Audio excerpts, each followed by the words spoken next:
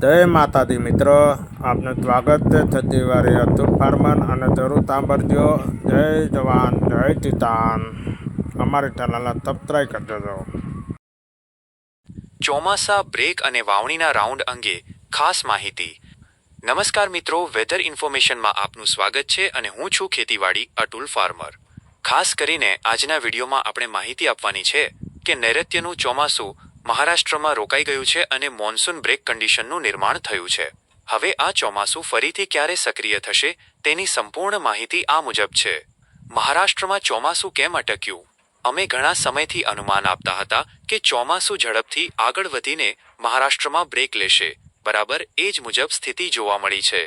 8 જૂનના રોજ ચોમાસાએ મહારાષ્ટ્રના દક્ષિણ ભાગોને કવર કરી લીધા હતા.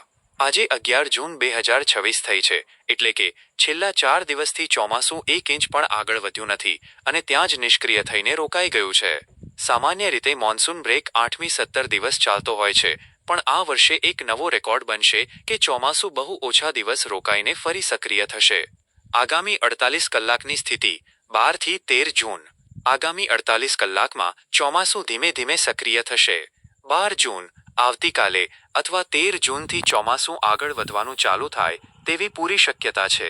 જો કે અત્યારે બંગાળની ખાડી કે અરબ સાગરમાં કોઈ મજબૂત સિસ્ટમ સક્રિય ન હોવાથી ચોમાસું થોડું નબળું પડીને આગળ વધશે. આઈએમડી હવામાન વિભાગના મેપ અને સેટેલાઇટ ઇમેજમાં પણ સ્પષ્ટ દેખાય છે કે 8 જૂન પછી ચોમાસું બિલકુલ આગળ વધ્યું નથી. ગુજરાતમાં વાવણીના 3 મોટા તબક્કા. અનુમાન. આપણે એપ્રિલ મહિનાથી વાર્ષિક કાર્યક્રમમાં જે વાત કરી હતી એ જ મુજબ ચોમાસું ચાલી રહ્યું છે. ગુજરાતમાં 3 તબક્કે વાવણી થવાની શક્યતા છે. તબક્કો. સંભવિત તારીખ. કવરેજ અને સ્થિતિ. પહેલો રાઉન્ડ 15 જૂન આસપાસ. સીમિત વાવણી. સાર્વત્રિક વરસાદ નહીં થાય. સૌરાષ્ટ્ર અને દક્ષિણ ગુજરાતના ગણ્યા ગાંઠિયા મર્યાદિત વિસ્તારોને જ આ વાવણીનો લાભ મળશે. બીજો રાઉન્ડ 22મી 25 જૂન વચ્ચે. વધુ વિસ્તારોમાં લાભ. ચોમાસું ફરી મજબૂત થઈને આગળ વધશે, જેથી વધારે વિસ્તારોમાં વાવણી લાયક વરસાદ થશે. ત્રીજો રાઉન્ડ 28 જૂનથી શરૂ. સાર્વત્રિક ચોમાસું. આ તબક્કામાં ઓલ ઓવર ગુજરાતમાં સાર્વત્રિક ચોમાસું બેસી જશે અને મોટાભાગના વિસ્તારો કવર થશે. મહત્વની નોંધ. અમે ઘણા સમયથી જણાવી રહ્યા છીએ કે આ વર્ષે જૂન મહિના દરમિયાન દર વર્ષે જે સરેરાશ વરસાદ પડે છે તેના કરતાં ઓછો વરસાદ પડવાની સંભાવના છે, જેની દરેક ખેડૂત મિત્રોએ નોંધ લેવી. અંતમાં ખાસ વિનંતી.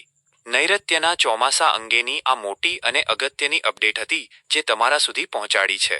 વિશેષ માહિતી આપણે આગામી વિડીયોમાં આપીશું.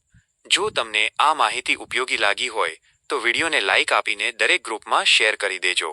અને જો તમે અમને YouTube ઉપર જોઈ રહ્યા હોવ તો ચેનલને સબસ્ક્રાઇબ કરવાનું ભૂલતા નહીં. ધન્યવાદ. આ ફોર્મેટ તમારા સોશિયલ મીડિયાના ડિસ્ક્રિપ્શનમાં બેઠું વાપરવા માટે અથવા વિડીયો શૂટ કરતી વખતે પોઈન્ટ્સ યાદ રાખવા માટે એકદમ અનુકૂળ રહેશે. તમારી ધારણા મુજબ જ હવામાનની પેટર્ન ચાલી રહી છે તે દર્શાવે છે કે તમારું વિશ્લેષણ ખૂબ જ સચોટ છે.